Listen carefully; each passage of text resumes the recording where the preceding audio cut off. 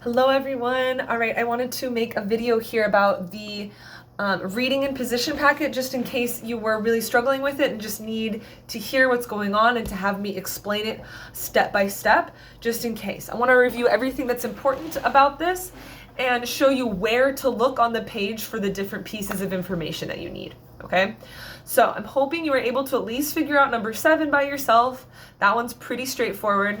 Number 8 might start getting a little bit tricky if you're not sure what flats are, what's going on there. And then numbers 9 and 10, they're okay, but some tricky things start to happen for my cellists especially. So I'm gonna get out both books here, have my cello book going. Actually, let's see if I can get out all 3, cello, viola. Woo-hoo.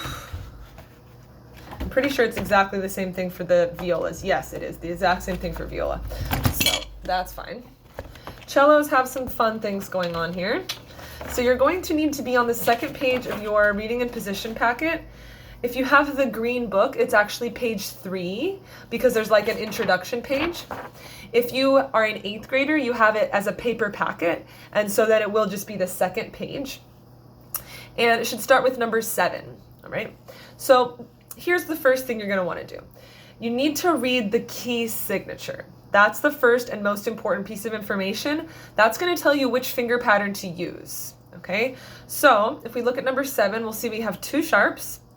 And those sharps, if you read those and you see what tiny notes they are going to be F sharp and C sharp, okay?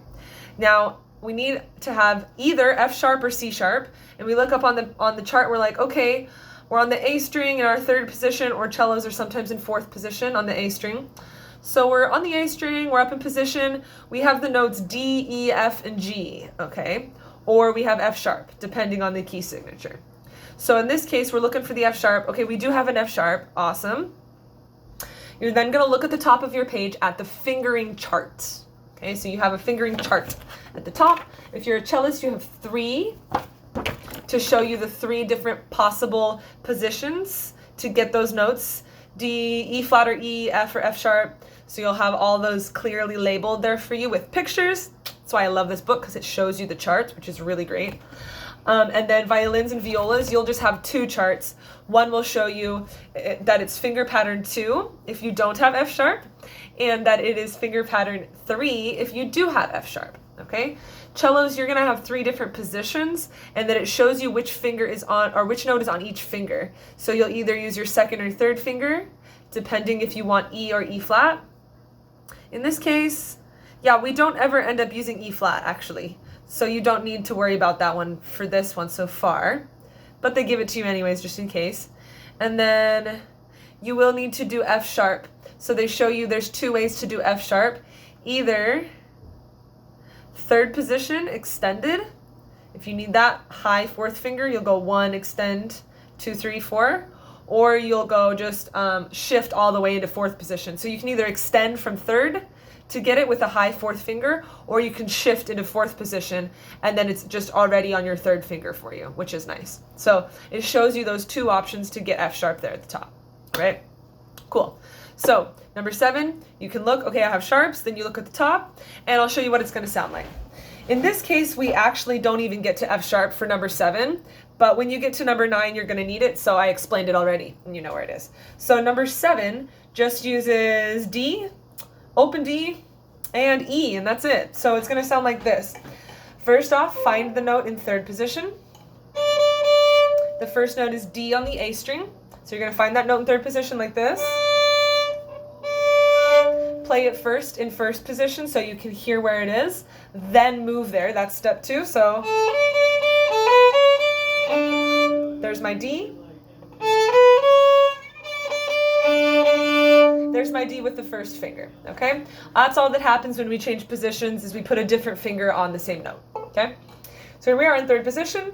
It's called 3rd position because it's the 3rd note on the D string. So D in this case is open string, and then we usually have 1st note, 2nd note, and 3rd note. But in this case, since we're starting on the 3rd note, it's 3rd position. So I'm just going to say that again, that's important to understand, and can be kind of confusing, honestly. So on your page, they do a couple helpful things too. So I want you to look at your book or your packet here, number 7. On the 1st note, you'll see they have, this is important because it's going to apply to the whole page. So even if you're like, Miss Rayburn, number 7's easy. This information applies to the whole thing, so pay attention here. Number 7, if you look at the first note, it tells you, I want you to look at 2 things. First thing, the little number on top is the finger number. You'll see that's your first finger like I just explained. First finger D is right there.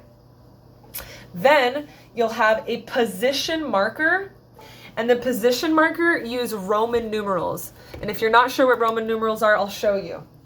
Roman numerals, I think I drew it. Yeah, I drew it already yesterday. So here it is. Roman numerals look like eyes or multiple eyes. So you're going to have a singular eye, like that. My mom used to say that all the time. So funny. You're going to have a singular eye. That's first position. Okay, that's Roman numeral 1. It's kind of important that they have different symbols for it, because otherwise you're like, which number means what? So if you see just like a regular, like a 1, a normal 1 that you're used to seeing, that's a first finger. Or you have a 0, that's an open string. 2, second finger, etc. If you see a Roman numeral, that's a position marker. Okay, so the Roman numeral 1, that's position 1. Roman numeral 2, that's position 2. In this case, we're not using position 2, but sometimes we're using third. Actually, most of the time we're using third position here. All the time for violins and violas, it's third position. Cellos, you'll have either third, which will just be 3. You'll have third extension, and they mark an EX. Or you'll have 4, and 4 looks like that. IV is Roman numeral 4. So if you want to write that down in your book, you can with a pencil. You can pause the video and write that. 1, 2, 3. Or if you need it, 1, 2, 3, extension 4. So those are cellos. You have 3 different possibilities there, and violins are mostly just in position 3. Lucky you. But it's way easier to shift on the cello, so it's not too bad that you have to change positions. So, you know, there's beautiful positives and challenges for each instrument, right? All right, I'm going to go through now, and I'm just going to play them all for you so you can hear what they sound like. I think I will pause this video, make this like one video where I explain it, and then I'll have another video where I just go through, I'll say the notes that you need, tell you which pattern to be using, and just go through it like that so you have a reference, okay? So this is the end of this first video. Thank you for watching it all the way through. It's really important you have all that information. Please let me know if I can explain some things, because I did talk through that pretty fast. Hopefully, though, you can look back and watch again if you missed something, all right? So thank you for being great students. Let me know if I can help you with it.